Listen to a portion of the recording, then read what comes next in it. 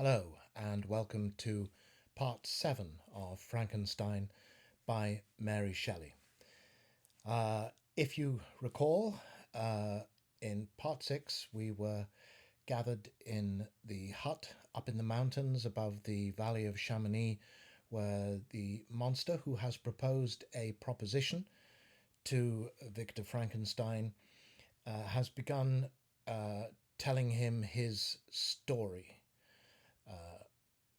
And it's worth remembering that although I am presenting this as a first person narrative in the person and the voice of the monster, this is all the monster's narrative as spoken to and remembered by Victor Frankenstein, as spoken to and remembered by and written down by Captain Robert Walton way back at the beginning of the novel. Walton and Frankenstein on board his ship in the frozen ice of the Arctic Ocean, written down by Robert Walton and then sent back to his sister in England in letters. And in part 6, the monster told his story from fleeing Ingolstadt on the night of his recovery and trying to make sense of the world around him and his first encounter with human beings in a village, which didn't go well. The villagers reacting with disgust and anger and violence, and how he holed up in what is really a lean-to hovel shed affair next to attached to a cottage where live the old blind man and his children Felix and Agatha, and how the monster is able to watch them through a little hole in the wall of their cottage, and how he has come to feel very attached to them, and he's been going out at night and collecting firewood for them, much to their surprise and amazement. And he has started to learn rudimentary language through listening to the exchanges between the three of them. And as I say, he has started to become very moved by them and emotionally attached to them, and he is beginning to harbour hopes that if he can master the language, he can introduce himself to them and make himself a part of their family and live happily with them. And that is the point at which we will pick up the narrative for part 7 of Frankenstein by Mary Shelley.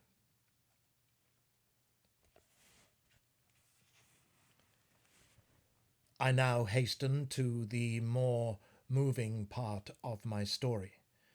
I shall relate events that impressed me with feelings which, from what I had been, have made me what I am.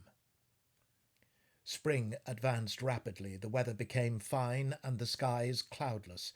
It surprised me that what before was desert and gloomy should now bloom with the most beautiful flowers and verdure.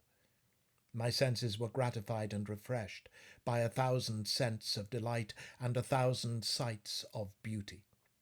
It was on one of these days, when my cottagers periodically rested from labour, the old man played on his guitar, and the children listened to him, that I observed the countenance of Felix was melancholy beyond expression. He sighed frequently, and once his father paused in his music, and I conjectured by his manner that he inquired the cause of his son's sorrow. Felix replied in a cheerful accent, and the old man was recommencing his music when some one tapped at the door. It was a lady on horseback, accompanied by a countryman as a guide. The lady was dressed in a dark suit and covered with a thick black veil. Agatha asked a question, to which the stranger only replied by pronouncing in a sweet accent the name of Felix. Her voice was musical, but unlike that of my friends. On hearing this word, Felix came up hastily to the lady, who, when she saw him, threw up her veil, and I beheld a countenance of angelic beauty and expression. her hair of a shining raven black and curiously braided. Her eyes were dark but gentle, although animated, her features of a regular proportion, and her complexion wondrously fair, each cheek tinged with a lovely pink. Felix seemed ravished with delight when he saw her. Every trait of sorrow vanished from his face, and it instantly expressed a degree of ecstatic joy of which I could hardly have believed it capable. His eyes sparkled as his cheek flushed with pleasure, and at that moment I thought him as beautiful as the stranger. She appeared affected by different feelings. Wiping a few tears from her lovely eyes, she held out her hand to Felix, who kissed it rapturously, and called her, as well as I could distinguish, his sweet Arabian. She did not appear to understand him, but smiled. He assisted her to dismount, and, dismissing her guide, conducted her into the cottage. Some conversation took place between him and his father, and the young stranger knelt at the old man's feet and would have kissed his hand, but he raised her and embraced her affectionately. I soon perceived that although the stranger uttered articulate sounds and appeared to have a language of her own, she was neither understood by nor herself understood the cottagers. They made many signs which I did not comprehend, but I saw that her presence diffused gladness through the cottage, dispelling their sorrow as the sun dissipates the morning mists. Felix seemed particularly happy, and with smiles of delight welcomed his Arabian. Agatha, the ever gentle Agatha, kissed the hands of the lovely stranger, and, pointing to her brother, made signs which appeared to me to mean that he had been sorrowful until she came. Some hours passed thus, while they by their countenances expressed joy, the cause of which I could not comprehend. Presently I found, by the frequent recurrence of some sound which the stranger repeated after them, that she was endeavouring to learn their language, and the idea instantly occurred to me that I should make use of the same instructions to the same end. The stranger learned about 20 words at the first lesson. Most of them, indeed, were those which I had before understood, but I profited by others. As night came on, Agatha and the Arabian retired early. When they separated, Felix kissed the hand of the stranger and said, "Good night, sweet Safie." He sat up much longer, conversing with his father, and by the frequent repetition of her name, I conjectured that their lovely guest was the subject of their conversation. I ardently desired to understand them, and bent every faculty towards that purpose, but found it utterly impossible. The next morning Felix went out to his work, and after the usual occupations of Agatha were finished, the Arabian sat at the feet of the old man, and taking his guitar, played some airs, so entrancingly beautiful that they at once drew tears of sorrow and delight from my eyes. She sang, and her voice flowed in a rich cadence, swelling or dying away, like a nightingale of the woods. When she had finished, she gave the guitar to Agatha, who at first declined it. She played a simple air, and her voice accompanied it in sweet accents, but unlike the wondrous strain of the stranger. The old man appeared enraptured, and said some words, which Agatha endeavoured to explain to Safie, and by which he appeared to wish to express that she bestowed on him the greatest delight by her music. The days now passed, as peaceably as before, with the sole alteration that joy I beg your pardon. The days now passed as peaceably as before, with the sole alteration that joy had taken place of sadness in the countenances of my friends. Safie was always gay and happy. She and I improved rapidly in the knowledge of language, so that in 2 months I began to comprehend most of the words uttered by my protectors.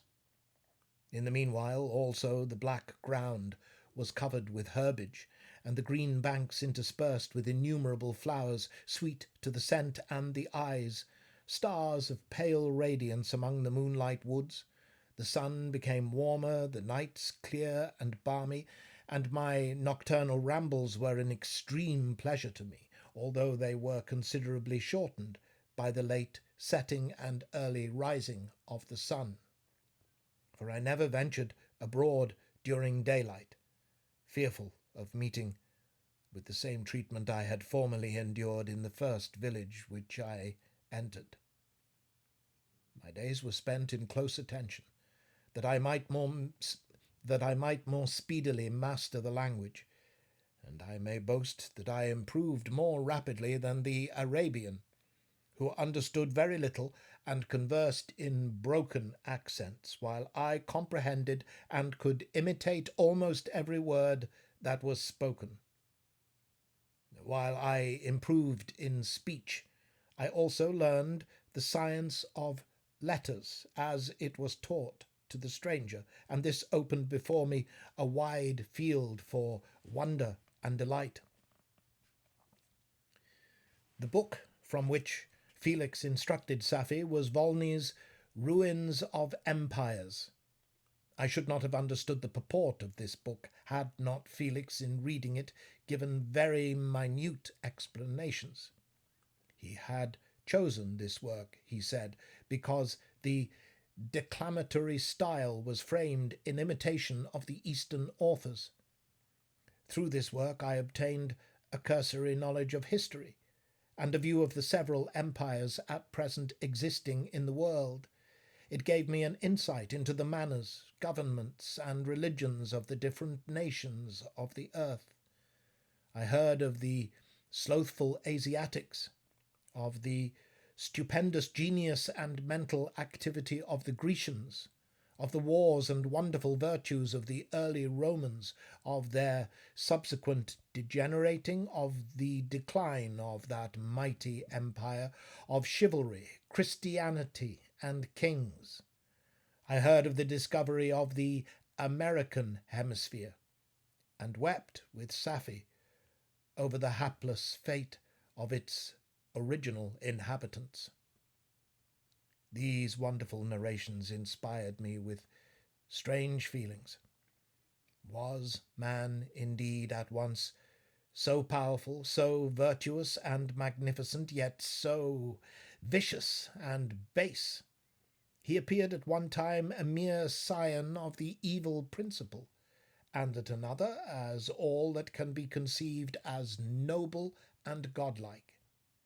To be a great and virtuous man appeared the highest honour that can befall a sensitive being. To be base and vicious, as many on record have been, appeared the lowest degradation, a condition more abject than that of the blind mole or harmless worm.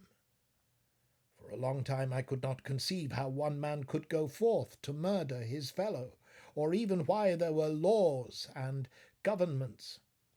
But when I heard details of vice and bloodshed, my wonder ceased, and I turned away with disgust and loathing. Every conversation of the cottagers now opened new wonders to me. While I listened to the instructions which Felix bestowed upon the Arabian, the strange system of human society was explained to me.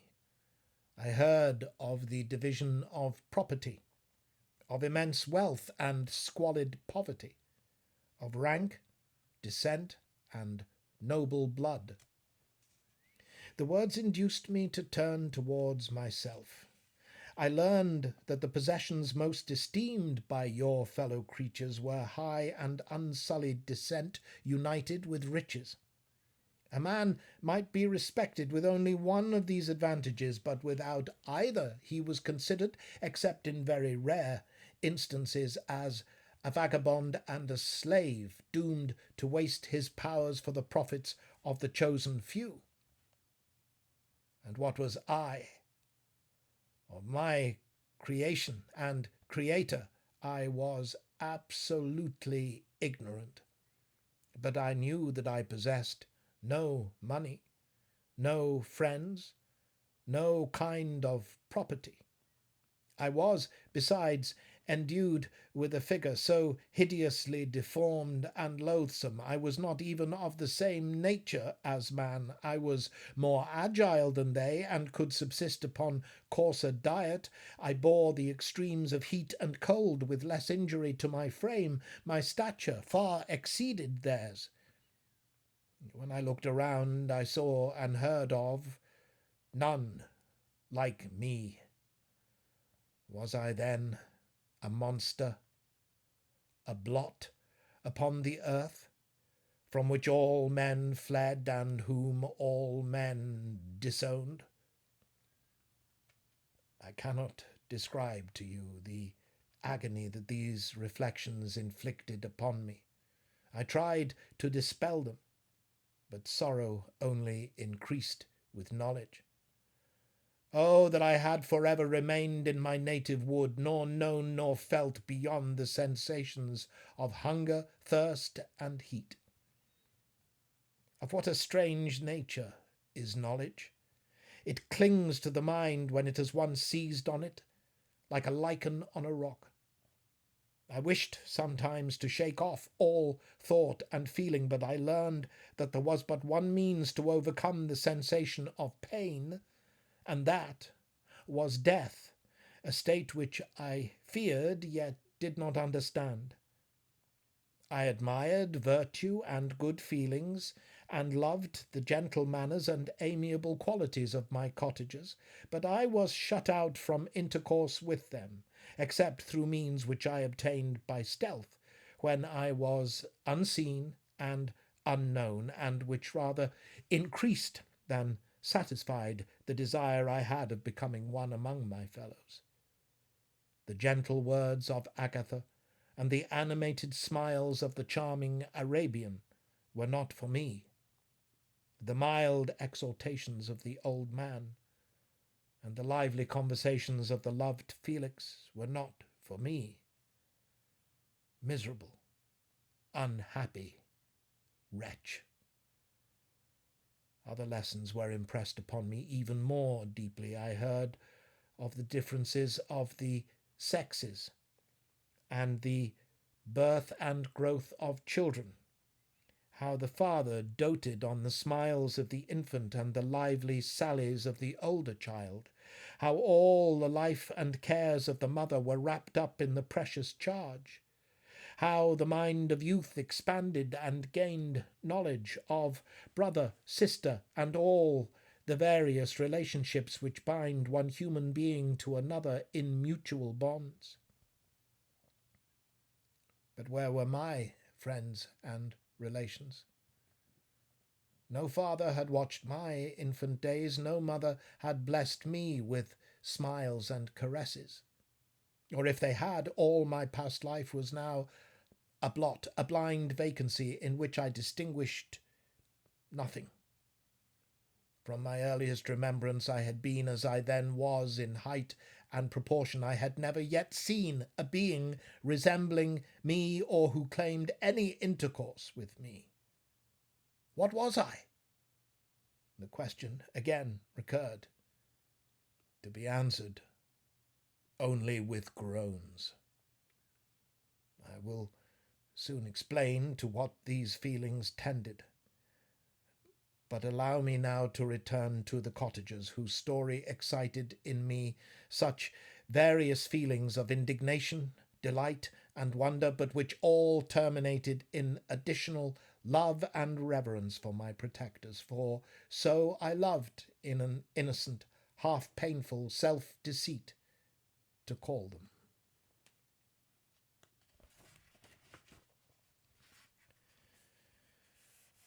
Some time elapsed before I learned the history of my friends, it was one which could not fail to impress itself deeply into my mind, unfolding as it did a number of circumstances, each interesting and wonderful to one so utterly inexperienced as I was.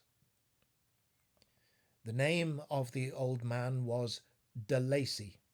He was descended from a good family in France, where he had lived for many years in affluence, respected by his superiors and beloved by his equals. His son was bred in the service of his country, and Agatha had ranked with ladies of the highest distinction. A few months before my arrival, they had lived in a large and luxurious city called Paris, surrounded by friends and possessed of every enjoyment which virtue, refinement of intellect, or taste, accompanied by a moderate fortune, could afford. The father of Safie had been the cause of their ruin. He was a Turkish merchant, and had inhabited Paris for many years, when, for some reason which I could not learn, he became obnoxious to the government. He was seized and cast into prison the very day that Safie arrived from Constantinople to join them. He was tried and condemned to death. The injustice of his sentence was very flagrant. All Paris was indignant, and it was judged that his religion and wealth, rather than the crime alleged against him, had been the cause of his condemnation. Felix had accidentally been present at the trial. His horror and indignation were uncontrollable when he heard the decision of the court. He made at that moment a solemn vow to deliver him, and then looked around for the means. After many fruitless attempts to gain admittance to the prison, he found a strongly grated window in an unguarded part of the building which lighted the dungeon of the unfortunate Mahometan, who, loaded with chains, waited in despair the execution of the barbarous sentence. Felix visited the grate at night and made known to the prisoner his intentions in his favour. The Turk, amazed and delighted, endeavoured to kindle the zeal of his deliverer by promises of reward and wealth. Felix rejected his offers with contempt. Yet when he saw the lovely Safie, who was allowed to visit her father, and who by her gestures expressed her lively gratitude, the youth could not help owning to his own mind that the captive possessed a treasure which would fully reward his toil and hazard. The Turk quickly perceived the impression that his daughter had made on the heart of Felix, and endeavoured to secure him more entirely in his interests by the promise of her hand in marriage so soon as he should be conveyed to a place of safety. Felix was too delicate to accept this offer, yet he looked forward to the probability of the event as to the consummation of his happiness. During the ensuing days, while the preparations were going forward for the escape of the merchant, the zeal of Felix was warmed by several letters that he received from this lovely girl, who found means to express her thoughts in the language of her lover by the aid of an old man, a servant of her father, who understood French. She thanked him in the most ardent terms for his intended services towards her parent, and at the same time she gently deplored her own fate. I have copies of those letters, for I found means during my residence in the hovel to procure the implements of writing, and the letters were often in the hands of Felix or Agatha. Before I depart, I will give them to you. They will prove the truth of my tale. But at present, as the sun is already far declined, I shall only have time to repeat the substance of them to you. Safie related that her mother was a Christian Arab, seized and made a slave by the Turks. Recommended by her beauty, she had won the heart of the father of Safie, who married her. The young girl spoke in high and enthusiastic terms of her mother, who, born in freedom, spurned the bondage to which she was now reduced. She instructed her daughter in the tenets of her religion, and taught her to aspire to higher powers of intellect and an independence of spirit forbidden to the female followers of Mahomet. This lady died, but her lessons were indelibly impressed on the mind of Safie, who sickened at the prospect of again returning to Asia, and being immured within the walls of a harem, allowed only to occupy herself with infantile amusements ill suited to the temper of her soul, now accustomed to grand ideas and a noble emulation of virtue. The prospect of marrying a Christian and remaining in a country where women were allowed to take a rank in society was enchanting to her. The day for the execution of the Turk was fixed, but on the night previous to it he quitted his prison, and before morning was distant many leagues from Paris. Felix had procured passports in the name of his father, sister, and himself. He had previously communicated his plan to the former, who aided the deceit by quitting his house under the pretence of a journey, and concealed himself with his daughter in an obscure part of Paris. Felix conducted the fugitives through France to Lyons, and across Mont-Cenis to Leghorn, where the merchant had decided to wait a favourable opportunity of passing into some part of the Turkish dominions.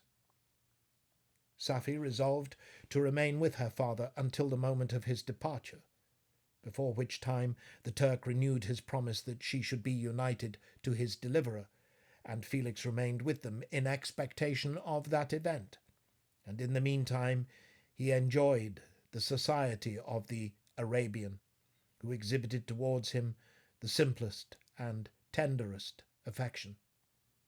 They conversed with one another through the means of an interpreter, and sometimes with the interpretation of looks, and Safie sang to him the divine airs of her native country.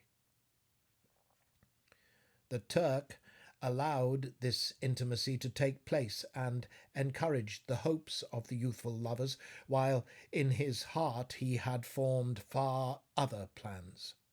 He loathed the idea that his daughter should be united to a Christian, but he feared the resentment of Felix if he should appear lukewarm, for he knew that he was still in the power of his deliverer if he should choose to betray him to the Italian state which they inhabited. He revolved 1,000 plans by which he should be enabled to prolong the deceit until it might be no longer necessary, and secretly to take his daughter with him when he departed. His plans were facilitated by the news which arrived from Paris. The government of France were greatly enraged at the escape of their victim, and spared no pains to detect and punish his deliverer. The plot of Felix was quickly discovered, and De Lacy and Agatha were thrown into prison. The news reached Felix and roused him from his dream of pleasure. His blind and aged father and his gentle sister lay in a noisome dungeon, while he enjoyed the free air and the society of her whom he loved. This idea was torture to him. He quickly arranged with the Turk that if the latter should find a favourable opportunity for escape before Felix could return to Italy, Safie should remain as a boarder at a convent at Leghorn, and then, quitting the lovely Arabian, he hastened to Paris and delivered himself up to the vengeance of the law, hoping to free De Lacy and Agatha by this proceeding. He did not succeed. They remained confined for 5 months before the trial took place, the result of which deprived them of their fortune and condemned them to a perpetual exile from their native country. They found a miserable asylum in the cottage in Germany where I discovered them. Felix soon learned that the treacherous Turk, for whom he and his family endured such unheard of oppression, on discovering that his deliverer was thus reduced to poverty and ruin, became a traitor to good feeling and honour, and had quitted Italy with his daughter, insultingly sending Felix a pittance of money to aid him, as he said, in some plan of future maintenance. Such were the events that preyed on the heart of Felix, and rendered him, when I first saw him, the most miserable of his family. He could have endured poverty, and while this distress had been the meed of his virtue, he gloried in it. But the ingratitude of the Turk and the loss of his beloved Safie were misfortunes more bitter and irreparable. The arrival of the Arabian now infused new life into his soul. When the news reached Leghorn that Felix was deprived of his wealth and rank, the merchant commanded his daughter to think no more of her lover, but to prepare to return to her native country. The generous nature of Safie was outraged by this command. She attempted to expostulate with her father, but he left her angrily, reiterating his tyrannical mandate. A few days after, the Turk entered his daughter's apartment and told her hastily that he had reason to believe that his residence at Leghorn had been divulged, and that he should speedily be delivered up to the French government. He had consequently hired a vessel to convey him to Constantinople, for which city he would sail in a few hours. He intended to leave his daughter under the care of a confidential servant, to follow at her leisure with the greater part of his property, which had not yet arrived at Leghorn.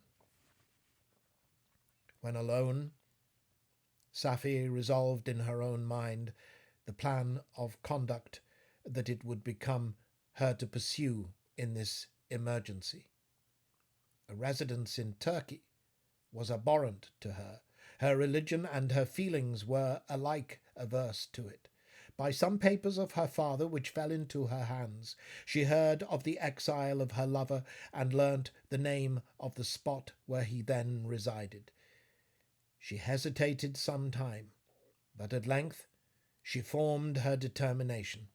Taking with her some jewels that belonged to her and a sum of money, she quitted Italy with an attendant, a native of Leghorn, but who understood the common language of Turkey, and departed for Germany. She arrived in safety at a town about 20 leagues from the cottage of de Lacy, when her attendant fell dangerously ill. Safie nursed her with the most devoted affection, but the poor girl died, and the Arabian was left alone, unacquainted with the language of the country and utterly ignorant of the customs of the world. She fell, however, into good hands. The Italian had mentioned the name of the spot for which they were bound, and after her death, the woman of the house in which they had lived took care that Safie should arrive in safety at the cottage of her lover. Such was the history of my beloved cottagers. It impressed me deeply. I learned from the views of social life which it developed to admire their virtues and to deprecate the vices of mankind. As yet I looked upon crime as a distant evil.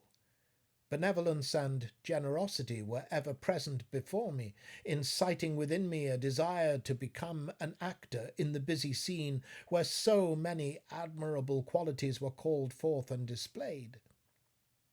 But in giving an account of the progress of my intellect, I must not omit a circumstance which occurred in the beginning of the month of August of the same year. One night, during my accustomed visit to the neighbouring wood, where I collected my own food and brought home firing for my protectors, I found on the ground a leathern portmanteau containing several articles of dress and some books. I eagerly seized the prize and returned with it to my hovel. Fortunately, the books were written in the language, the elements of which I had acquired at the cottage. They consisted of Paradise Lost, a volume of Plutarch's Lives, and The Sorrows of Werther. The possession of these treasures gave me extreme delight. I now continually studied and exercised my mind upon these histories, whilst my friends were employed in their ordinary occupations. I can hardly describe to you the effect of these books. They produced in me an infinity of new images and feelings that sometimes raised me to ecstasy, but more frequently sunk me into the lowest dejection. In The Sorrows of Werther, besides the interest of its simple and affecting story, so many opinions are canvassed, and so many lights thrown upon what had hitherto been to me obscure subjects, that I found in it a never-ending source of speculation and astonishment. The gentle and domestic manners it described, combined with lofty sentiments and feelings which had for their object something out of self, accorded well with my experience among my protectors, and with the wants which were forever alive in my own bosom. But I thought Werther himself a more divine being than I had ever beheld or imagined. His character contained no pretension, but it sunk deep. The disquisitions upon death and suicide were calculated to fill me with wonder. I did not pretend to enter into the merits of the case, yet I inclined towards the opinions of the hero whose extinction I wept without precisely understanding it. As I read, however, I applied much personally to my own feelings and condition. I found myself similar, yet at the same time strangely unlike to the beings concerning whom I read, and to whose conversation I was a listener.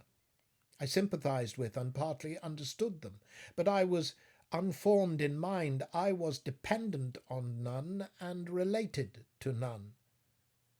The path of my departure was free, and there was none to lament my annihilation. My person was hideous, and my stature gigantic. What did this mean? Who was I? What was I? Whence did I come? What was my destination? These questions continually recurred, but I was unable to solve them. The volume of Plutarch's Lives which I possessed contained the histories of the first founders of the ancient republics. This book had a far different effect upon me from The Sorrows of Werther. I learned from Werther's imaginations despondency and gloom, but Plutarch taught me high thoughts.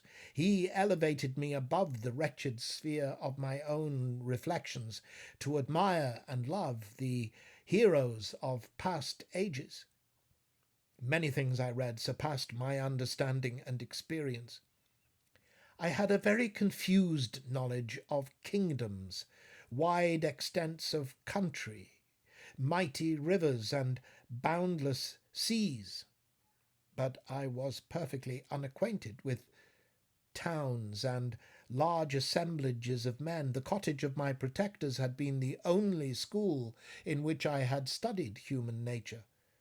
But this book developed new and mightier scenes of action. I read of men concerned in public affairs, governing or massacring their species. I felt the greatest ardour for virtue rise within me, and abhorrence for vice, as far as I understood the signification of those terms, relative as they were, as I applied them, to pleasure and pain alone. Induced by these feelings, I was of course led to admire peaceable lawgivers. Numa, Solon, and Lycurgus, in preference to Romulus and Theseus. The patriarchal lives of my protectors caused these impressions to take a firm hold on my mind. Perhaps if my first introduction to humanity had been made by a young soldier, burning for glory and slaughter, I should have been imbued with different sensations. But Paradise Lost excited different and far deeper emotions. I read it, as I had read the other volumes which had fallen into my hands, as a true history. It moved every feeling of wonder and awe that the picture of an omnipotent God warring with his creatures was capable of exciting. I often referred the several situations, as their similarity struck me, to my own. Like Adam, I was apparently united by no link to any other being in existence, but his state was far different from mine in every other respect. He had come forth from the hands of God, a perfect creature, happy and prosperous, guarded by the especial care of his Creator. He was allowed to converse with and acquire knowledge from beings of a superior nature. But I was wretched, helpless, and alone. Many times I considered Satan as the fitter emblem of my condition, for often, like him, when I viewed the bliss of my protectors, the bitter gall of envy rose within me. Another circumstance strengthened and confirmed these feelings. Soon after my arrival in the hovel, I discovered some papers in the pocket of the dress which I had taken from your laboratory. At first I had neglected them, but now that I was able to decipher the characters in which they were written, I began to study them with diligence. It was your journal of the 4 months that preceded my creation. You minutely described in these papers every step you took in the progress of your work. The history was mingled with accounts of domestic occurrences.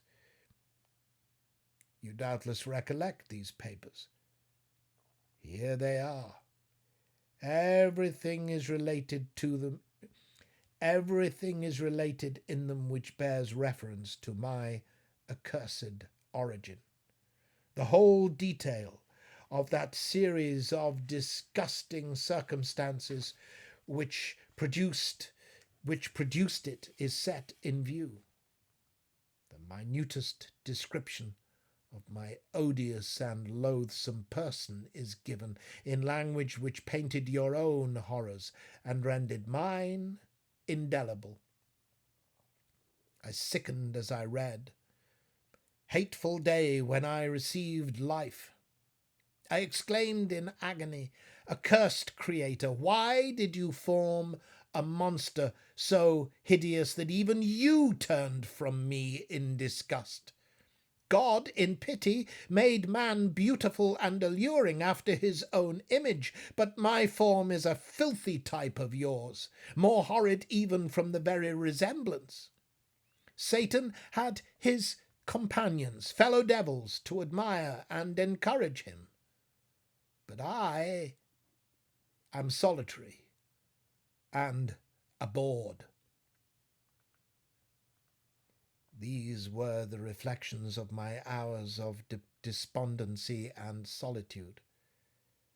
But when I contemplated the virtues of the cottagers, their amiable and benevolent dispositions, I persuaded myself that when they should become acquainted with my admiration of their virtues, they would compassionate me and overlook my personal deformity. Could they turn from their door one, however monstrous, who solicited their compassion and friendship? I resolved, at least, not to despair, but in every way to fit myself for an interview with them, which would decide my fate. I postponed this attempt for some months longer, for the importance attached to its success inspired me with a dread lest I should fail. Besides, I found that my understanding improved so much with every day's experience that I was unwilling to commence this undertaking until a few more months should have added to my sagacity. Several changes in the meantime took place in the cottage. The presence of Safie diffused happiness among its inhabitants, and I also found that a great degree of plenty reigned there. Felix and Agatha spent more time in amusement and conversation, and were assisted in their labours by servants. They did not appear rich, but they were contented and happy. Their feelings were serene and peaceful, while mine became every day more tumultuous. Increase of knowledge only discovered to me more clearly what a wretched outcast I was. I cherished hope, it is true, but it vanished when I beheld my person reflected in water or my shadow in the moonshine, even as that frail image and that inconstant shade. I endeavoured to crush these fears and to fortify myself for the trial which in a few months I resolved to undergo, and sometimes I allowed my thoughts, unchecked by reason, to ramble in the fields of paradise, and dared to fancy amiable and lovely creatures sympathizing with my feelings and cheering my gloom. Their angelic countenances breathed smiles of consolation. But it was all a dream. No Eve soothed my sorrows, nor shared my thoughts. I was alone. I remembered Adam's supplication to his Creator. But where was mine? He had abandoned me, and in the bitterness of my heart I cursed him. Autumn passed thus. I saw with surprise and grief the leaves decay and fall, and nature again assume the barren and bleak appearance it had worn when I first beheld the woods and the lovely moon. Yet I did not heed the bleakness of the weather. I was better fitted by my conformation for the endurance of cold than heat, but my chief delights were the sight of the flowers, the birds, and all the gay apparel of summer. When those deserted me, I turned with more attention towards the cottagers. Their happiness was not decreased by the absence of summer. They loved and sympathized with one another, and their joys, depending on each other, were not interrupted by the casualties that took place around them. The more I saw of them, the greater became my desire to claim their protection and kindness. My heart yearned to be known and loved by these amiable creatures. To see their sweet looks directed towards me with affection was the utmost limit of my ambition. I dared not think that they would turn from me with disdain and horror. The poor that stopped at their door were never driven away. I asked, it is true, for greater treasures than a little food and rest. I required kindness and sympathy, but I did not believe myself utterly unworthy of it. The winter advanced, and an entire revolution of the seasons had taken place since I awoke into life. My attention at this time was solely directed towards my plan of introducing myself into the cottage of my protectors. I revolved many projects, But that on which I finally fixed was to enter the dwelling when the blind old man should be alone. I had sagacity enough to discover that the unnatural hideousness of my person was the chief object of horror with those who had formerly beheld me. My voice, although harsh, had nothing terrible in it, I thought. Therefore, that if in the absence of his children I could gain the goodwill and mediation of the old de Lacy, I might by his means be tolerated by my younger protectors. One day, when the sun shone on the red leaves that strewed the ground and diffused cheerfulness, although it denied warmth, Safie, Agatha, and Felix departed on a long country walk, and the old man, at his own desire, was left alone in the cottage.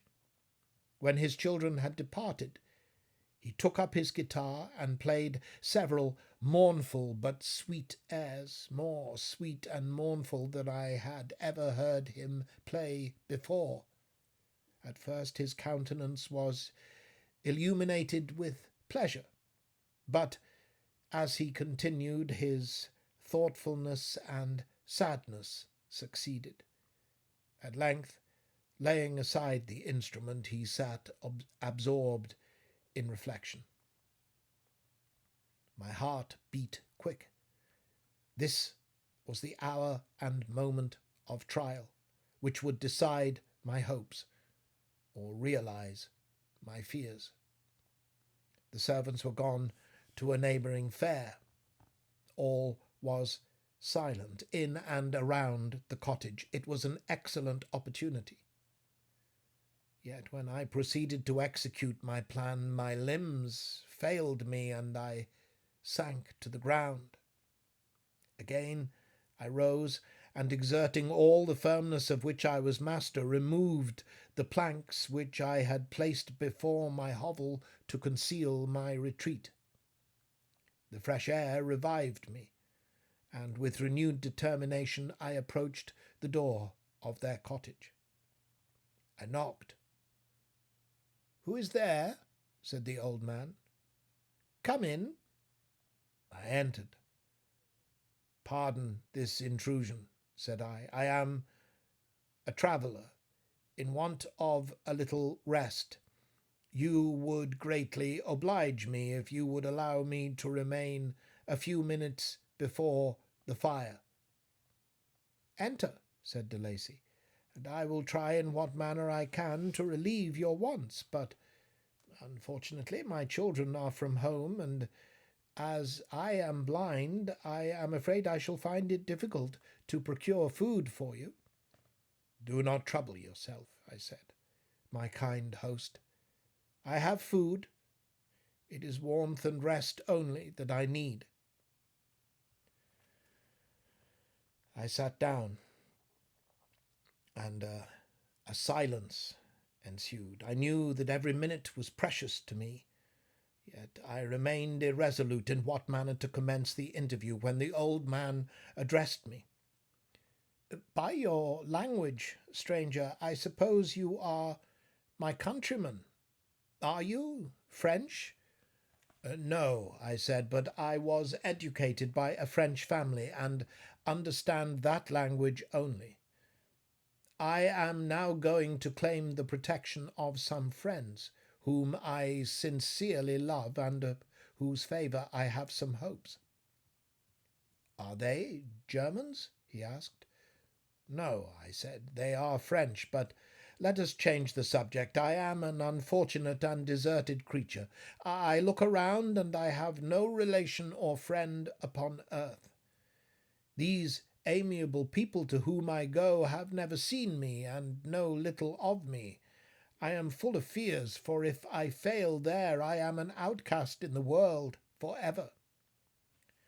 "Do not despair," said the old man. "To be friendless is indeed to be unfortunate, but the hearts of men, when unprejudiced by any obvious self-interest, are full of brotherly love and charity. Rely, therefore, on your hopes, and if these friends are good and amiable, do not despair." "They are kind, I said. They are the most excellent creatures in the world, but unfortunately they are prejudiced against me. I have good dispositions. My life has been hitherto harmless and in some degree beneficial, but a fatal prejudice clouds their eyes, and where they ought to see a feeling and kind friend, they behold only a detestable monster. That is indeed unfortunate, said the old man, but if you are really blameless, cannot you undeceive them? I am about to undertake that task, I said, and it is on that account that I feel so many overwhelming terrors. I tenderly love these friends. I have, unknown to them, been for many months in the habits of daily kindness towards them, but they believe that I wish to injure them, and it is that prejudice which I wish to overcome. Where do these friends reside? He asked. Near this spot, I said. The old man paused and then continued, If you will unreservedly confine to me the particulars of your tale, I perhaps may be of use in undeceiving them. I am blind, and cannot judge of your countenance, but there is something in your words which persuades me that you are sincere. I am poor, and an exile, but it will afford me true pleasure to be in any way serviceable to a human creature. Excellent man, I said. I thank you, and accept your generous offer. You raise me from the dust by this kindness, and I trust that by your aid I shall not be driven from the society and sympathy of your fellow creatures. Heaven forbid, he said. Even if you were really criminal, for that can only drive you to desperation and not instigate you to virtue. I also am unfortunate. I and my family have been condemned, although innocent. Judge, therefore, if I do not feel for your misfortunes. How can I thank you, my best and only benefactor? I said. From your lips first I have heard the voice of kindness directed towards me. I shall be forever grateful, and your present humanity assures me of success with those friends whom I am on the point of meeting. May I know the names and residence of those friends? The old man inquired. I paused. This, I thought, was the moment of decision which was to rob me of or bestow happiness on me for ever. I struggled vainly for firmness sufficient to answer him, but the effort destroyed all my remaining strength. I sank on the chair and sobbed aloud.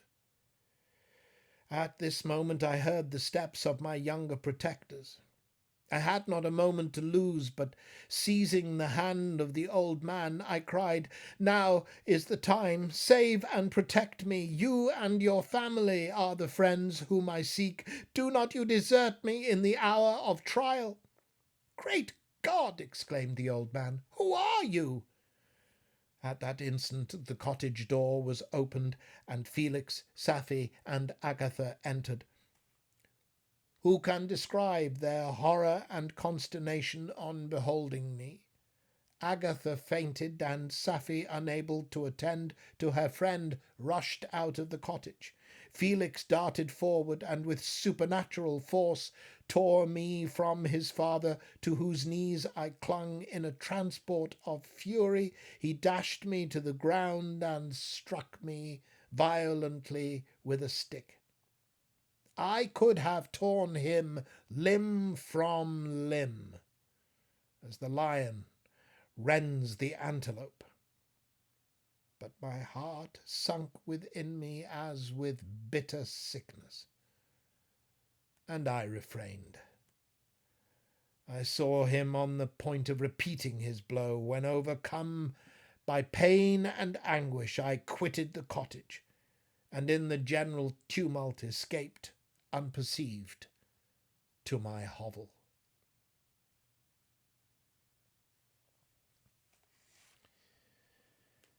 And his hopes dashed, but secure in his hovel again, is where we will leave the monster and his narrative and the end of part 7. So I hope you will join me again next time for part 8 of Mary Shelley's Frankenstein. And in the meantime, thank you for watching and thank you for listening.